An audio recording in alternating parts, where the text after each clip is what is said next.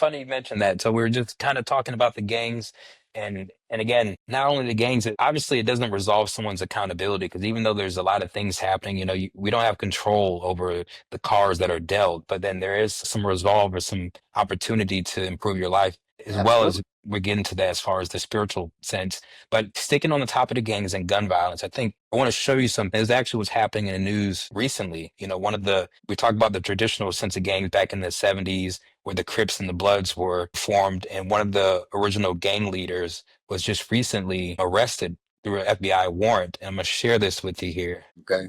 And then too, while we get into that, we also got to look at the mobs and the other mafia type gangs. A lot of those gangs that we see today is a spinoff from that. They learned Oh, a yeah. lot. Yeah, definitely. Here we go. Let's check this out.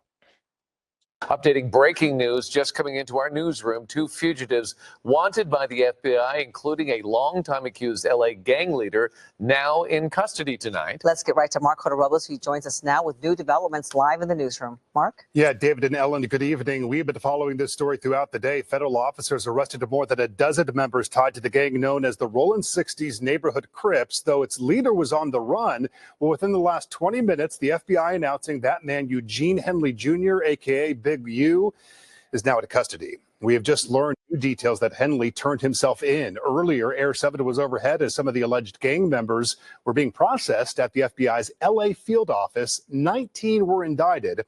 The FBI says Henley headed up the local Crips gang for decades. And investigators say that he painted himself as an entertainment executive who's been giving back to the community with various charities, but they say Henley is a violent criminal. A woman who knew him says that he has had a positive impact on the community. He was incredible, whether it was a 7-year-old child or a 50-year-old former gang member coming out of incarceration. His ability to communicate and relate was excellent. If these charges are true, because they're still allegations, they are not a done deal, they're allegations. If they're true, then Eugene Henley was somebody who presented two faces to this world. Charges in this gang bust range from racketeering to murder. A second fugitive the FBI was looking for was also apprehended. The FBI says Henley is from the Hyde Park area of South LA. If convicted, he would face a max sentence of life in federal prison. We are told that he should be in court tomorrow. On the news, Robles, ABC 7 Eyewitness News. David, back to you. That's playing out from coast to coast.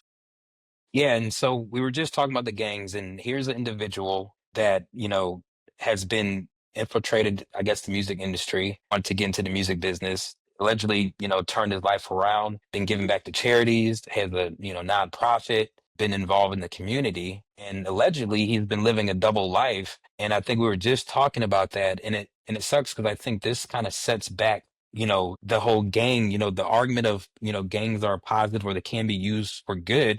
I think this was a good example where maybe a reformed gang member was changing his life around and bringing good to the community. But when you see stuff like this, it kind of just reverts back to the original persona and message, like, gangs aren't really needed in the community and that manner. Like, I'm sure this is the first time, I'm not sure if you've seen this yet, but what's your thoughts when you see this? Well, it's a perfect example of some misdeeds in the past come back to haunt you. And to go you can change your lifestyle around, but you can't get away from some things that you've done already. It's almost like a biblical principle when it says, "Be not deceived, for God is not mocked. Whatsoever a man soweth, that shall he also reap." So in other words, that's almost like a sense of that true to point, because of some things that he's sown in the past, they come back to haunt him. In other words, it's almost like when you plant something, and that's a physical example. If I go out in the backyard and I plant some seeds, it's not going to come up tomorrow. Probably won't come up next week. Might not even come up for a couple of months. But eventually, at some point, it's going to come up, right? Because it's something that I planted. And not only is it going to come up, more of it's going to come up than what I planted. Because I might plant a couple of seeds, but I'm going to get a bush. In that case, this individual, she talked about how he done so many things which were good. But look at the counterbalance of that. That in this case, the bad outweigh the good. And it comes to cover up everything good that he's done. It's pretty sad because if you think about it, Very sad. Yeah, because, allegedly he's being charged with murder, extortion, a number of crimes. And it seems like, I don't know if it's the life, is it a content issue? What he wasn't content with the, when you think about a gang as far as mentality, back then, maybe, again, we're just digging into the psyche here. Back then, you have street credibility, right? You have the power, you have the respect. Then do you think maybe he wasn't content with the lifestyle being a community leader or activist? Maybe he kind of thirsted for the attention and the street credibility that he once garnered years ago. Because, allegedly he's living a double life. So if in one hand, in the public eye, you're a community activist, but then on the second hand, you had someone killed and you're extorting NBA athletes, saying, hey, when you come to California, you have to check in Yep. and you have to, or else, do you think it's maybe he wasn't content with the lifestyle, or he couldn't just shake the old habits? Well, his certain lifestyle had a hold of him. He didn't have a hold of it.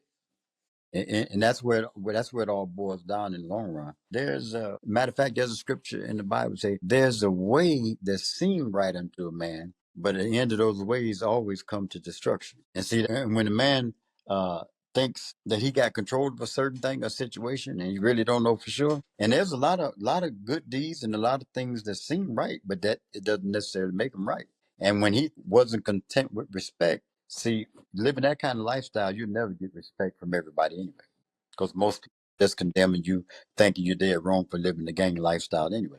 And when you live in a gang lifestyle and you are doing corrupt things and things that's bringing hurt on other people, you have to realize at some point that's going to catch up with you.